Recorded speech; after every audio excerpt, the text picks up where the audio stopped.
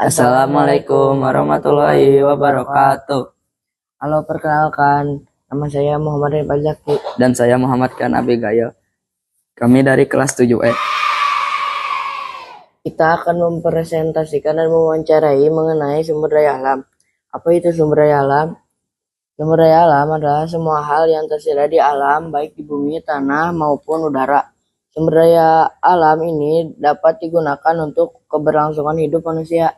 Secara umum, sumber daya alam di Indonesia dibedakan menjadi dua, yaitu sumber daya alam yang dapat diperbaharui dan sumber daya alam yang tidak dapat diperbarui. Sumber daya alam yang dapat diperbarui adalah segala sesuatu yang ada di bumi yang dapat diperbarui kembali jika habis. Contohnya, air, tanah, dan hutan. Sumber daya alam yang tidak dapat diperbarui adalah segala sesuatu yang di bumi yang dapat dimanfaatkan manusia jika sudah habis tidak dapat diperbarui dan membutuhkan waktu yang lama. Contohnya, minyak bumi, batu bara, emas, dan timah gas. Pemanfaatan sumber daya alam tentunya tidak boleh sembarangan, melainkan harus memperhatikan kelestarian lingkungan. Nah, kali ini kita akan mewawancarai narasumber yang berhubungan dengan sumber daya alam, yaitu pemilik brand tahu kuring. Tahu kuring, tahu sutra, rasanya nikmat tiada duanya. Tahu kuring, lembut dan gurih, rasanya sempurna luar biasa. Rasa istimewa. Kuring, tahu sutra, tahu kebanggaan kita. Tahu kuring, tahu sutra, tahu kuring pilihan keluarga. Tahu kuring, tahu sutra, tahu kuring pilihan keluarga.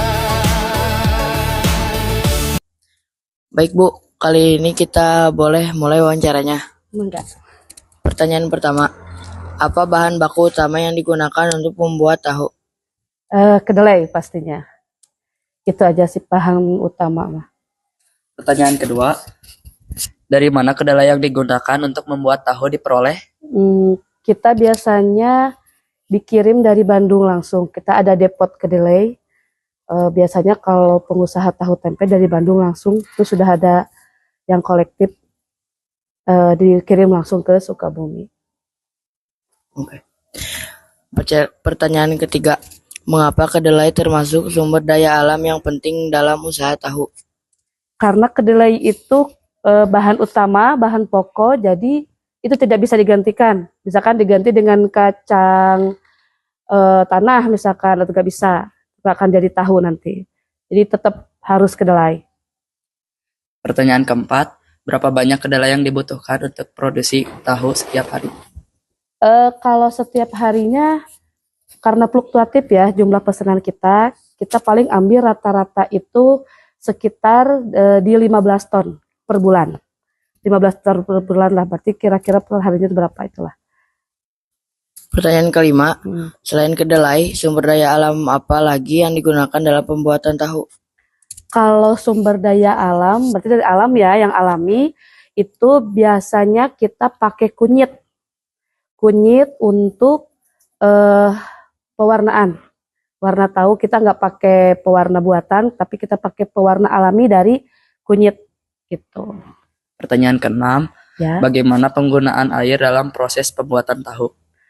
Kalau penggunaan, kita kan ini sumber airnya itu dari sumur bor ya, kurang lebih kedalaman 60 meter. Itu sebelum air dipakai, kita ada proses filterisasi dulu, lalu melewati sinar UV juga, jadi insya Allah air yang digunakan itu sudah steril, sudah lolos layak hygiene juga dari Dinas Kesehatan, jadi aman digunakan, sudah diuji lab gitu. Pertanyaan ketujuh, apa yang dilakukan agar bahan baku kedelai tetap tersedia dan berkualitas? Kalau untuk agar menjaga kualitas kedelainya itu yang pertama kita memakai sistem stok ya. Jadi kita itu order kedelai sebelum mau habis kedelainya kita sudah order. Jadi stok kedelai yang ada itu masih bisa digunakan untuk beberapa hari sambil menunggu kedelai yang datang. Itu sistem stok namanya. Terus kita tidak stok berlebihan juga. Jadi tidak ada menyimpan misalkan bertonton kedelai dalam jangka waktu berbulan-bulan gitu, tidak pernah gitu. Jadi dalam 2 minggu sekali misalkan kita itu order gitu, order kedelai. Jadi tidak ada kedelai yang disimpan berbulan-bulan dan dipakai gitu, tidak ada. Terus yang ketiga mungkin ya, penyimpanan kedelai itu harus di tempat yang khusus. Kita simpan tempat khusus supaya itu tidak terjamah oleh hewan-hewan pengerat. Nah, jadi aman tuh kedelainya kalau disimpan di gudang khusus, tidak terjamah hewan pengerat, terus meminimalisir kena panas dan hujan juga. Jadi insya Allah aman. Kita simpan di tempat khusus kedelai gitu. Pertanyaan ke-8, bagaimana cara pembuatannya? Kalau pembuatan ya seperti tahu pada umumnya, cuman hanya yang membedakan itu ada sedikit proses yang lebih telaten gitu ya. Kalau pembuatan tahu umumnya sama ya, cuman ada satu proses yang dilakukan lebih telaten agar tekstur tahunya itu lebih lembut gitu. Kita kan yang jadi keunggulan kita itu tahunya itu lebih lembut ya, karena kita jadi tahu sutra. Jadi kalau prosesnya itu yang pertama sama dengan yang lain, itu pertama perendaman kedelai. Sudah direndam, kemudian digiling, penggilingan direndam beberapa jam, kemudian digiling, terus setelah digiling, direbus. Nanti kita kan ada tahunya, nanti ada videonya ya, direbus, terus ada pembibitan. Kita simpan pembibitan itu ada ada ramuan khusus istilahnya ya, untuk membuat bibit kayak dikasih ragi gitu ya, gitu, bukan ragi. Jadi ramuan khusus untuk pembibitan kedelai yang sudah direndam itu, lalu direbus. Salah, maaf. Direndam dulu, terus digiling ya. Setelah digiling kita perebusan, baru pembibitan gitu. Sudah dibibit, nanti baru akan menggumpal, si kedelai yang sudah dibibit itu akan menggumpal. Kemudian barulah bisa dicetak, yang menggumpal itu baru bisa dicetak gitu. Cetak, setelah cetak potong, baru ada proses pemberian warna, proses rebus di air kunyit sama sekalian dikasih bumbu di situ.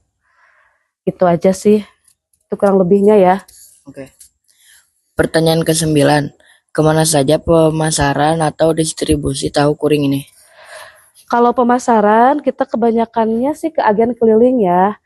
Kita lebih distribusi ke agen keliling itu, pertama lebih mudah terjangkau oleh masyarakat langsung. Kemudian ke pasar, ya. Terus ada beberapa agen juga, agen yang khusus masuk ke rumah makan, hotel, instansi pemerintahan gitu. Ada jadi sebar gitu, nggak semua agen keliling ke masyarakat gitu. Ada juga kalau sekarang itu masuk ke MBG juga, beberapa dapur yang sudah kerjasama dengan tahu kuring itu alhamdulillah ada beberapa itu. Jadi seperti itu aja. Pertanyaan ke-10, apakah limbah hasil produksi tahu dimanfaatkan kembali? Jika ya, untuk apa? Limbah itu pasti bermanfaat. Kita sebutnya ampas ya. Ampas tahu itu kan setelah tahu dicetak itu kan nanti ada ampasnya ya. Itu biasanya kita buang. Buang itu kita jual per karung. Jual lagi ke biasanya pengusaha domba ya, peternakan domba, sapi itu untuk pakan ternak. Terus untuk pengusaha oncom juga ada beberapa pengusaha oncom yang ambil ampasnya dari kita gitu. Jadi tidak dibuang sembarangan gitu. Ya, tetap dijual kembali, dimanfaatkan. Tuh. Pertanyaan 11, bagaimana cara supaya usaha Ibu bisa bertahan di kondisi ekonomi sekarang? Kalau untuk bertahan ya tentunya yang pertama kita kualitas produk kita pertahankan. Ya, kita berupaya dalam segi bentuk, rasa, kemudian warna juga gitu. Selalu kita pertahankan ya. Itu pertama itu kualitas produk. Yang kedua, kita berusaha disiplin dalam segala hal. Mau itu disiplin waktu produksi misalkan ya, disiplin dalam hal kontrak dengan agen, dengan beberapa instansi, itu juga harus disiplin juga. Itu kalau misalkan ada satu yang dilanggar atau satu yang terlambat gitu, itu konsekuensinya pada brand kita sendiri. Kemudian yang terpenting itu disiplin masalah keuangan. Yang pertama, kita tidak memberikan retur kepada agen. Itu contoh disiplin dari tahu kuring khususnya. Tidak ada agen yang mengembalikan tahu. Jadi berapapun yang agen pesan itu harus dibayar. Jadi kita sistemnya PO ya. Pesan dulu, tapi apa yang dipesan kita harus bayar cash gitu. Ya, itu wajib. Jadi tidak ada agen yang menunggak.